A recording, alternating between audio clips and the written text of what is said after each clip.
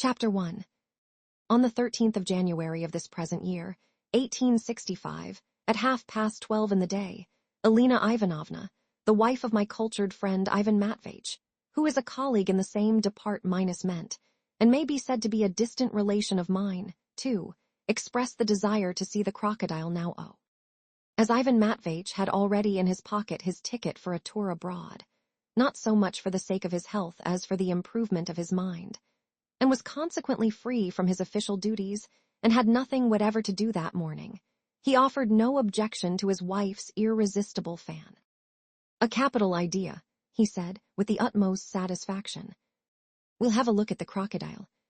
On the eve of visiting Europe, it is as well to acquaint ourselves on the spot with its indigenous inhabitants." And with these words, taking his wife's arm, he set off with her at once for the arcade. I joined them, as I usually do, being an intimate friend of the family. I have never seen Ivan Matveyevich in a more agreeable frame of mind than he was on that memorable morning. Minus how true it is that we know not beforehand the fate that awaits us. On entering the arcade, he was at once full of admiration for the splendors of the building, and when we reached the shop in which the monster lately arrived in Petersburg was being exhibited, he volunteered to pay the quarter-ruble for me to the crocodile owner minus a thing which had never happened be. Walking into a little room, we observed that besides the crocodile there were in it parrots of the species known as cockatoo, and also a group of monkeys in a special case in a recess. Near the entrance, along the left wall stood a big tin tank that looked like a bath covered with a thin iron grating, filled with water to the depth of 2 inches. In this shallow pool was kept a huge crocodile, which lay like a log absolutely motionless and apparently deprived of all its faculties by our damp climate, so inhospitable to foreign visitors. This monster at first aroused no special interest in any one of us. "So this is the crocodile," said Alina Ivanovna, with a pathetic cadence of regret. Why, I thought it was. Some thing different. Most probably she thought it was made of diamonds. The owner of the crocodile, a German, came out and looked at us with an air of extraordinary pride. "He has a right to be," Ivan Matveyevich whispered to me. "He knows he is the only man in Russia exhibiting a crocodile." This quite nonsensical observation I ascribe also to the extremely good humored mood which had overtaken Ivan Matveyevich, who was on other occasions of rather envious positio. "I fancy your crocodile is not alive," said Alina Ivanovna, piqued by the irresponsive stolidity of the proprietor, and addressing him with a charming smile in order to soften his churlishness minus a maneuver so typically feminine. "Oh, no, madam," the latter replied in broken Russian, and instantly moving the grating half off the tank, he poked the monster's head with a stick. Then the treacherous monster, to show that it was alive, faintly stirred its paws and tail, raised its snout and emitted something like a prolonged snuffle. "Come, don't be cross, Karlchen," said the German caress Inglai, gratified in his vanity. "How horrid that crocodile is." "I am really frightened," Alina Ivanovna twittered, still more coquettishly. "I know I shall dream of him now." "But he won't bite you if you do dream of him," the German retorted gallantly, and was the first to laugh at his own jest, but none of us responded. "Come, Semyon Semyonitch," said Alina Ivanovna, addressing me exclusively. "Let us go and look at the monkeys. I am awfully fond of monkeys. They are such darlings.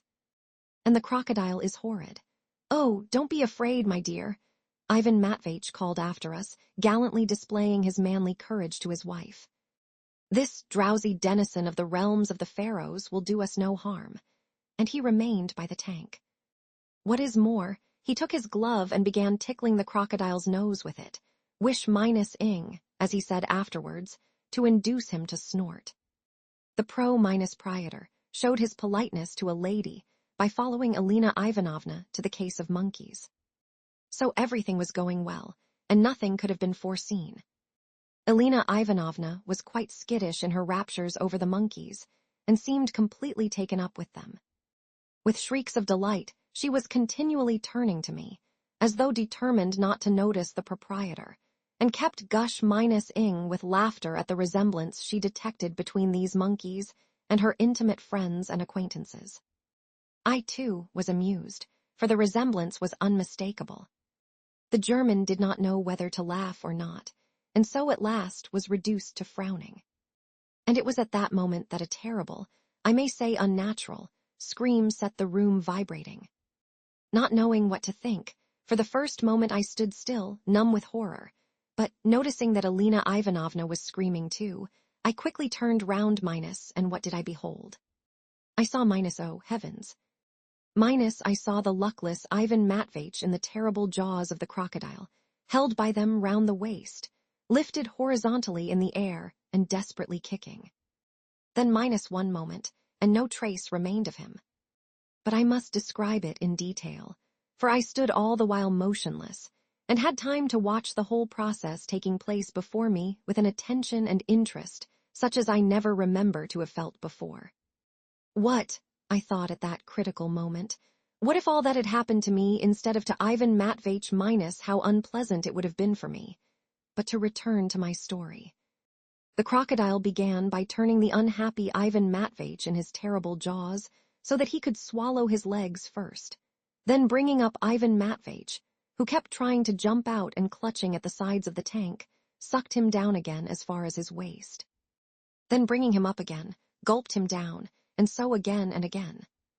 In this way, Ivan Matveitch was visibly disappearing before our eyes. At last, with a final gulp, the crocodile swallowed my cultured friend entirely, this time leaving no trace of him. From the outside of the crocodile, we could see the protuberances of Ivan Matveitch's figure as he passed down the inside of the monster.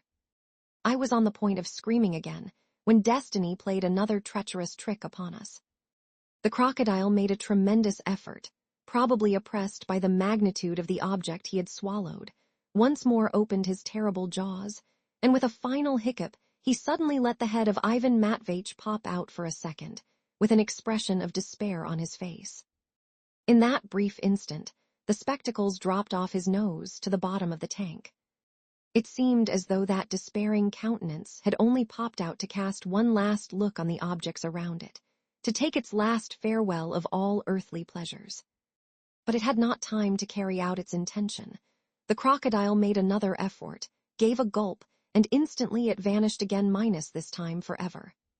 This appearance and appearance of a still living human head was so horrible, but all the same either from its rapidity and unexpectedness, or from the dropping of the spectacles there was something so comic about it that I suddenly quite unexpectedly exploded with laughter. But pulling myself together, and realizing that to laugh at such a moment was not the thing for an old family friend, I turned at once to Alina Ivanovna and said with a sympathetic air, "Now it's all over with our friend Ivan Matveitch." I cannot even attempt to describe how violent was the agitati. After the first scream, she seemed rooted to the spot and stared at the catastrophe with apparent indifference, though her eyes looked as though they were starting out of her head. THCN, she suddenly went off into a heart-rending wail, but I seized her hands. At this instant the proprietor, too, who had at first been also petrified by horror, suddenly elapsed his hands and cried, gazing upwards, "Oh, my crocodile! Oh, mein allerliebster Karlchen!"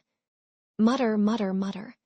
A door at the rear of the room opened at this cry, and the mutter, a rosy cheeked, elderly but disheveled woman in a cap made her appearance and rushed with a shriek to her German. A perfect bedlam followed. Alina Ivanovna kept shrieking out the same phrase, as though in a frenzy. "Flay him! Flay him!" Apparently entreating them probably, in a moment of oblivion to flay somebody for something. The proprietor and mutter took no notice whatever of either of us. They were both bellowing like calves over the crocodile. He did for himself. He will burst himself at once, for he did swallow a Gantz official, cried the proprietor. Unser Karlchen, unser allerliebster Karlchen Word Sturben, howled his wife. We are bereaved and without bread, chimed in the pro-prietor. Flay him! Flay him! Flay him! Clamored Alina Ivanovna, clutching at the German's coat. He did tease the crocodile. For what did your man tease the crocodile? Cried the German, pulling away from her. You will, if Karlchen word burst, therefore pay, does war main sown, does war main einziger sown. I must own I was intensely indignant at the sight of such egoism in the German and the cold minus-heartedness of his dis-minus-hevelled mutter. At the same time, Alina Ivanovna's reiterated shriek of flay him, troubled me even more and absorbed at last my whole attention, positively alarming me. I may as well say straight of that I entirely misunderstood this strange exclamation. It seemed to me that Alina Ivanovna had for the moment taken leave of her senses, but nevertheless wishing to avenge the loss of her beloved Ivan Matveyevich, was demanding by way of compensation that the crocodile s. Looking round at the door, not without embrares minus ment, I began to entreat Alina Ivanovna to calm herself, and above all not to use the shocking word, flay. For such a reactionary desire here, in the midst of the arcade and of the most cultured society, not 2 paces from the hall where at this very minute Mr. Lavrov was perhaps delivering a public lecture, was not only impossible but unthinkable, and might at any moment bring upon us the hisses of culture and the caricatures of Mr. Stepanov. To my horror, I was immediately proved to be correct in my alarmed suspicions. The curtain that divided the crocodile room from the little entry, where the quarter minus rubles were taken, suddenly parted, and in the open minus ing there appeared a figure with mustaches and beard, carrying a cap with the upper. Such a reactionary desire, madam, said the stranger, trying to avoid falling over in our direction and to remain standing outside the room, does no credit to your development and is conditioned by lack of phosphorus in your brain. You will be promptly held up to shame in the Chronicle of Progress and in our satirical prints. But he could not complete his remarks. The proprietor, coming to himself, and seeing with horror that a man was talking in the crocodile room without having paid entrance money, rushed furiously at the progressive stranger and turned him out with a punch from each fist. For a moment both vanished from our sight behind a curtain, and only then I grasped that the whole uproar was about nothing. Alina Ivanovna turned out quite innocent. She had, as I have mentioned already, no idea whatever of subjecting the crocodile to a degrading corporal punishment, and had simply expressed the desire that he should be opened and her husband released from his interior. What? You wish that my crocodile be perished? The proprietor yelled, running in again. No. Let your whose minus ban be perished first, before my crocodile. Main Vader showed crocodile, main gross Vader showed crocodile, main sown will show crocodile, and I will show crocodile. All will show crocodile. I am known to Gans Europa, and you are not known to Gans Europa, and you must pay me a strafe. Ja, put in the vindictive German woman, we shall not let you go strafe since Karlchen is burst. And indeed it's useless to flay the creature, I added calmly, anxious to get Alina Ivanovna. But of course, we ran at once to the crocodile's tank, and with equal reverence and incredulity listened to the unhappy captive. His voice was muffled, thin and even squeaky, as though it came from a considerable distance. It reminded one of a jocose person who, covering his mouth with a pillow, shouts from an adjoining room, trying to mimic the sound of 2 peasants calling to one another in a deserted plain, or across a wide ravine minus a per minus formants to which I once had the pleasure of listening in a friend's house at. Elvan Matveyevich, my dear, and so you are alive, faltered Alina Ivanovna. Alive and well, answered Ivan Matveyevich, and, thanks to the Almighty, swallowed without any damage whatever. I am only uneasy as to the view my superiors may take of the incident, for after getting a permit to go abroad I've got into a crocodile, which seems anything but clever. But, my dear, don't trouble your head about being clever. First of all, we must somehow excavate you from where you are, Alina. Excavate, cried the proprietor. I will not let my crocodile be excavated. Now the publicum will come many more, and I will 50 kopecks ask, and Karlchen will cease to burst. Gott sei Dank, put in his wife. They are right, Ivan Matveyevich observed tranquilly, the principles of economics before everything. My dear, I will fly at once to the authorities and lodge a complaint, for I feel that we cannot settle this mess by our minus selves. I think so too, observed Ivan Matveyevich. But in our age of industrial crisis, it is not easy to rip open the belly of a crocodile without economic compensation, and meanwhile tea. And with it another, how will it be paid? For, as you know, I have no means. Perhaps out of your salary. I observed timidly, but the proprietor interrupted me at once. I will not the crocodile sell. I will for 3,000 the crocodile sell. I will for 4,000 the crocodile sell. Now the publicum will come very many. I will for 5,000 the crocodile sell. In fact, he gave himself insufferable airs. Covetousness and a revolting greed gleamed joyfully in his eyes. I am going, I cried indignantly. And I too. I shall go to Andrei Osipich himself. I will soften him with my tears, whined Alina Ivanovna.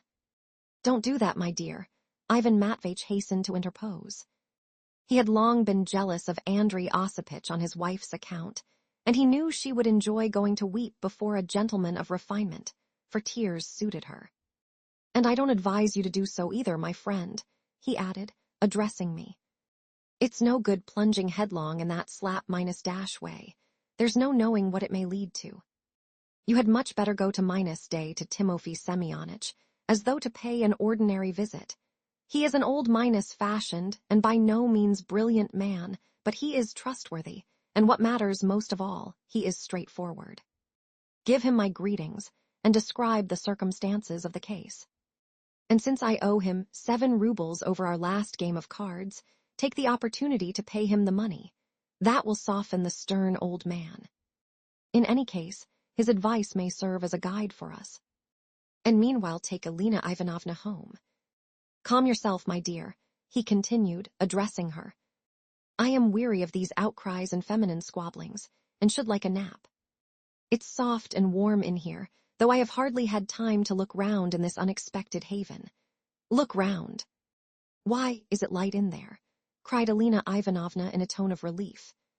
I am surrounded by impenetrable night, answered the poor captive, but I can feel and, so to speak, have a look round with my hands. Good minus by. Set your mind at rest, and don't deny yourself recreation and diversion. Till to minus morrow.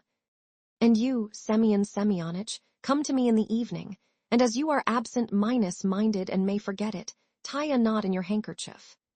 I confess I was glad to get away, for I was overtired and somewhat bored. Hastening to offer my arm to the discon minus solate Alina Ivanovna, whose charms were only enhanced by her agitation, I hurriedly led her out of the crocodile room. The charge will be another quarter minus ruble in the evening, the proprietor called after us. Oh dear, how greedy they are, said Alina Ivanovna, looking at herself in every mirror on the walls of the arcade, and evidently aware that she was looking prettier than usual. The principles of economics, I answered with some emotion, proud that passers minus by should see the lady on my arm. The principles of economics, she drawled in a touching little voice. I did not in the least understand what Ivan Matveyevich said about those horrid economics just now. I will explain to you, I answered, and began at once telling her of the beneficial effects of the introduction of foreign capital into our country, upon which I had read an article in the Petersburg. How strange it is, she interrupted, after listening for some time. But do leave off, you horrid man. What nonsense you are talking. Tell me, do I look purple? You look perfect and not purple, I observed, seizing the opportunity to pay her a compliment. Naughty man, she said complacently. Poor Ivan Matveyevich, she added a minute later, putting her little head on one side coquettously. I am really sorry for him. Oh dear, she cried suddenly, how is he going to have his dinner? And, what will he do? If he wants anything. An unforeseen question, I answered, perplexed in my turn. To tell the truth, it had not entered my head. So much more practical are women than we men in the solution of the problems of daily life. Poor dear. How could he have got into such a mess? Nothing to amuse him, and in the dark how vexing it is that I have no photograph of him. And so now I am a sort of widow. she added, with a seductive smile, evidently interested in her new position. I am sorry for him, though. It was, in short, the expression of the very natural and in minus telligible grief of a young and interesting wife for the loss of her husband. I took her home at last, soothed her, and after dining with her and drinking a cup of aromatic coffee, set off at 6 o'clock to Timofey Semyonich, calculating that at that hour all married people of settled habits would be sitting or lying down at home. Having written this first chapter in a style appropriate to the incident recorded, I intended to proceed in a language more natural though less elevated, and I beg to forewarn the reader of the fact.